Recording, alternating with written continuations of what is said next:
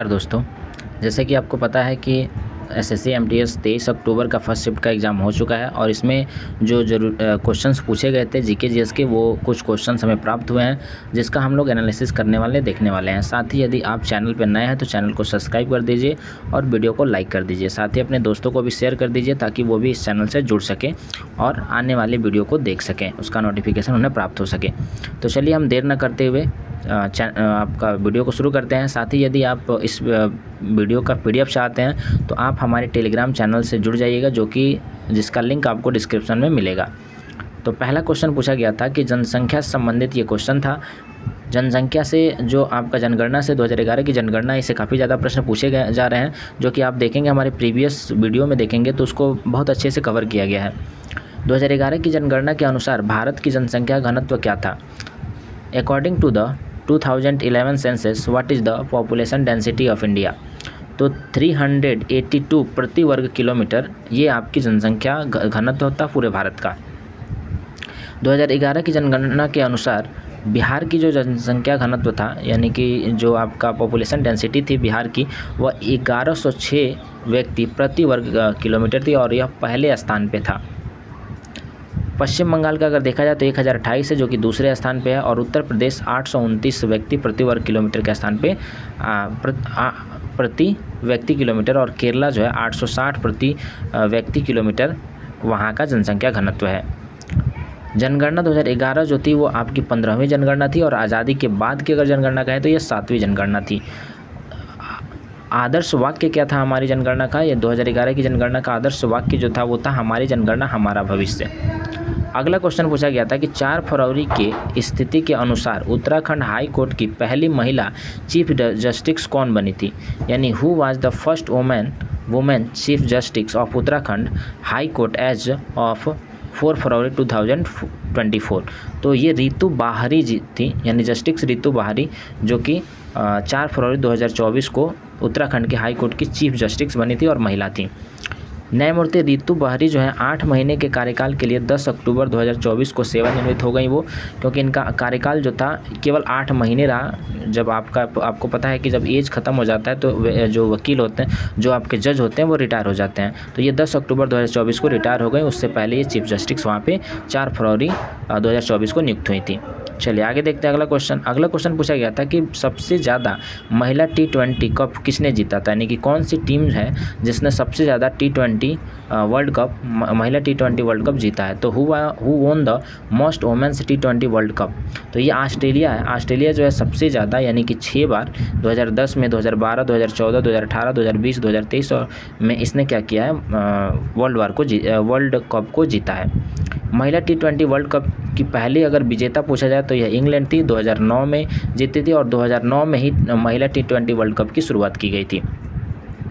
चलिए आगे देखते हैं। अगला क्वेश्चन पूछा गया था, तिहार किस पड़ोसी देश का फेस्टिवल है? यानी कि Tihar is the festival of which neighbouring country? तो ये नेपाल का फेस्टिवल है। नेपाल में तिहरा मनाया जाता है। तिहरा जो होता है दिवाली और यम पंचक के नाम से भी जाना जाता है। नेपाल और भारतीय क्षेत्रों में सिक्किम और गोरखालैंड, विशेष रूप से दार्जिलिंग, जो कि आपका अरुणाचल प्रदेश में पड़ता है, दार्जिलिंग और कालिम्पोंग के शहर जो हैं, यहाँ पे मनाए जाते हैं। दिवाली को यहाँ पे 5 दिवसीय आध्यात्मिक और सांस्कृतिक त्यौहार के रूप में मनाया जाता है, जहाँ बड़ी संख्या में जातीय भारतीय गोरखा आते हैं।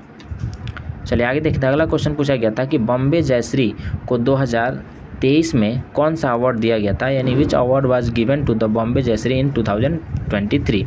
तो बॉम्बे जयश्री को साल 2023 में मद्रास संगीत अकादमी ने संगीत कला निधि से सम्मानित किया था। यह कर्नाटक संगीत क्षेत्र का सबसे प्रतिष्ठित पुरस्कार है, और यह पुरस्कार उन्हें 1 जनवरी 2024 को चेन्नई के संगीत अकादमी में दिया गया था। अगला क्वेश्चन पूछा गया था कि निम्नलिखित में से कौन सी प्राइवेट सेक्टर की कंपनियां हैं? Which of the following is a private sector company? इसमें कुछ कंपनी दी गई थी और जिसमें आपको बताना था कि प्राइवेट सेक्टर की कंपनियां कौन थी। तो उसमें एक ऑप्शन क्या होता? टाटा ग्रुप एक ऑप्शन था, वही आपका सही आंसर होता।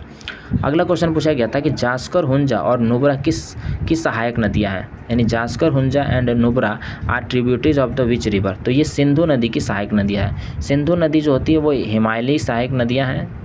सिंधु जो नदी है उसकी हिमालयी कई सहायक नदियां हैं, जैसे कि श्योक, गिलगित, जास्कर, हुंजा, न्यूब्रा, सिमरा, गेसिंग और दासरा। और साथ में खुर्चा, तोची, सुगोमला, बोबा और संगर ये अन्य प्रमुख सहायक नदियाँ हैं सिंधु की, जो दाहिने किनारे से आकर मिलती हैं।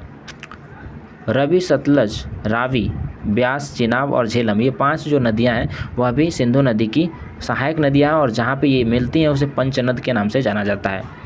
और सिंधु नदी है जो है वो बाद में बहते बहते कहाँ गिर जाती है, तो अरब सागर में ये जाकर गिरती है।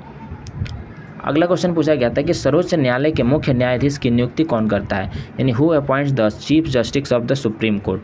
तो इसको नियुक्त कौन करता है, तो राष्ट्रपति करते हैं। राष्ट्रपति आपका सर्वोच्च न्यायालय का भी और उच्च न्यायालय के भी न्यायाधीशों की नियुक्ति करते हैं। अनुच्छेद 124 के अकॉर्डिंग जो अनुच्छेद 124 है, ये बताता है हमें कि भारत में क्या होगा, एक सर्वोच्च न्यायालय होगा। ये सर्वोच्च न्यायालय से संबंधित है, और जिसके आपका जो जस्टिस होंगे, मुख्य न्यायाधीश होंगे, उनकी संख्या इसमें बताई गई है कि एक मुख्य न्यायाधीश होंगे और टोटल कितने होंगे, 7 न्यायाधीशों की संख्या से अधिक नहीं होना चाहिए। लेकिन बाद में इसे अभी क्या कर दिया गया है, अभी इसमें सुधार अमेंडमेंट कर अभी जो होगा 33 जो होंगे आपके मुख्य न्यायाधीश होंगे, और 33 जो होंगे वो न्यायाधीश होंगे, जनरल कॉमन न्यायाधीश होंगे, और एक जो होंगे चीफ जस्टिस होंगे, यानी मुख्य न्यायाधीश होंगे सुप्रीम कोर्ट में। राष्ट्रपति अपने अधिकार पत्र के अनुसार सर्वोच्च न्यायालय में प्रत्येक न्यायाधीशों की नियुक्ति और परामर्श के बाद मुहर लगाते हैं। मुख्य न्यायाधीश और उच्च न्यायालयों के न्यायाधीशों को राष्ट्रपति द्वारा संविधान के अनुच्छेद 217 के खंड 1 के तहत नियुक्त किया जाता है।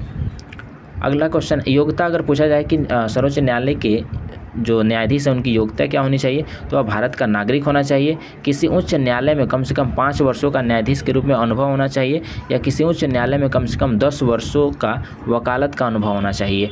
राष्ट्रपति के नज़र में एक कुशल न्यायक होना चाहिए। ये सर्वोच्च न्यायालय के वकील बनने का योग्यता है।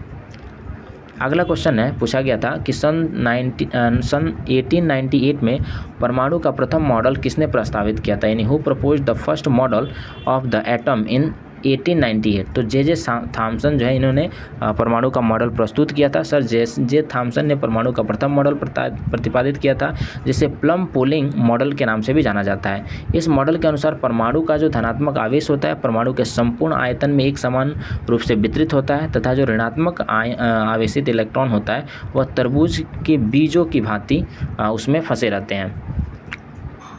अगला क्वेश्चन पूछा गया था, आई गॉट कर्मयोगी संबंधित प्रश्न पूछा गया था, यानी इससे रिलेटेड प्रश्न पूछा गया था। तो IGOT कर्मयोगी प्लेटफॉर्म जो है एक व्यापक ऑनलाइन प्रशिक्षण कार्यक्रम है के माध्यम से सिविल सेवकों की क्षमताओं को बढ़ाने के उद्देश्य से भारत सरकार द्वारा यह एक पहल है। अगला क्वेश्चन पूछा गया था, which stain is used to examine chromosomes, यानी गुणसूत्रों की जांच के लिए किस अभिरंजक का उपयोग किया जाता है। तो यह गिम्स अभिरंजक का उपयोग किया जाता है, गिम्स स्टेन का इसका उपयोग किया जाता है जांचने के लिए। अगला क्वेश्चन पूछा गया था कि अंग्रेजों द्वारा किस अधिनियम के द्वारा ट्रिब्यूनल में होने वाली हड़ताल पर रोक लगाई गई थी, by which act did the British ban the strike in the tribunal. तो कौन सा एक्ट था, तो टैम्प हैटल अधिनियम था जिसके तहत बैन लगाया गया था। अगला क्वेश्चन पूछा गया था कि भारतीय संविधान के किस अनुच्छेद के तहत बंदी को 24 घंटे के अंदर कोर्ट में पेश करने का अधिकार है।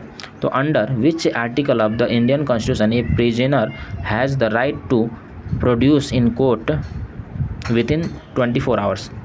तो ये आर्टिकल 32 में है, जो कि मौलिक कर्तव्य में आता है।